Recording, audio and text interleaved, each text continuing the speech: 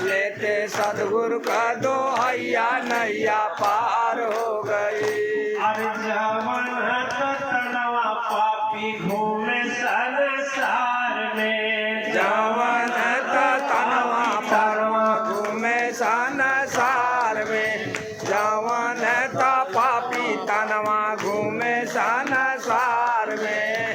अरे डूबत रहे जवन सोना दुख के बच, अरे तो जवन डूबत रहे दुख के माझधार में, जवन डूबत रहे दुख के माझधार में, जवन डूबत रहे दुख के माझधार में। अरे वो है तनवा देवी देवता का अवतार बन गई, सदगुरु का दोहैया नैया पार हो गई। लेते सदगुरु का दोहैया नैया पार हो गई। अरे पार हो गई हो नैया पार हो गई, पार हो गई हो नैया पार हो गई। लेते सदगुरु का दोहैया नैया पार हो गई। लेते सदगुरु का दोहैया नैया पार हो गई। एक चीज हम आपको भाई को, क्रोधी को, लंपट को, ढोंगी को, जुआरी को, पुजारी को, निशाचरी स्वभाव वाले को सबका उद्धार करता है सदगुरु। इसीलिए उसको सदगुरु कहते हैं, उसीलिए उसको सदगुरु कहते हैं। याद रखना।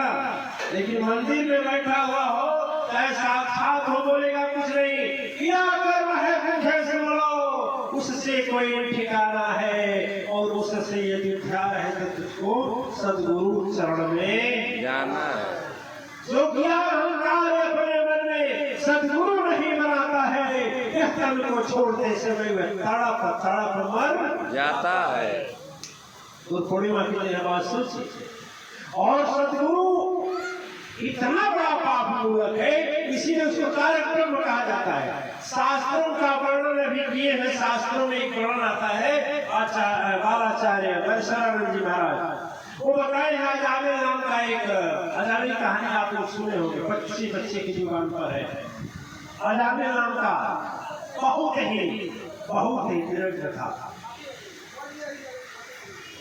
इतना निर्मल था, इतना दोष इतना था कि वो ब्राह्मण था। लेकिन जैसे बोले गुरुजी बोले कि आओ, और जब गया कुछ शास्त्र नहीं लिखा है कि वो उसके, और जो लोगों ने बोला कि आओ, जब गया अपने किसी कार्य से तो देखा एक नाचने वाली थी, नाचने वाली से उसकी लत लग गई तो जितना भी पिता की संपत्ति थी सारी संपत्ति बेच करके उस नाचने वाली को प्रसन्न करने लगा। और प्रसन्न करने के बाद बड़ी मुश्किल से तैयार करके उसको अब उससे शादी किया, शादी करके लाया और उससे बच्चे हो गए घर संसार में। एक दिन की बात हुई कि संतों का समाज आया, गांव में लोगों से पूछा कि अच्छा बताइए किसके घर का भोजन करने लायक है। और मैं क्या कहता हूँ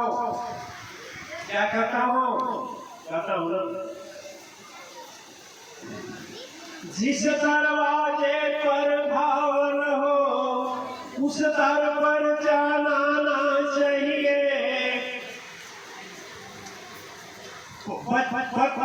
अरे बेटी की तनी दुलारी हो घर घर में घुमाना ना चाहिए।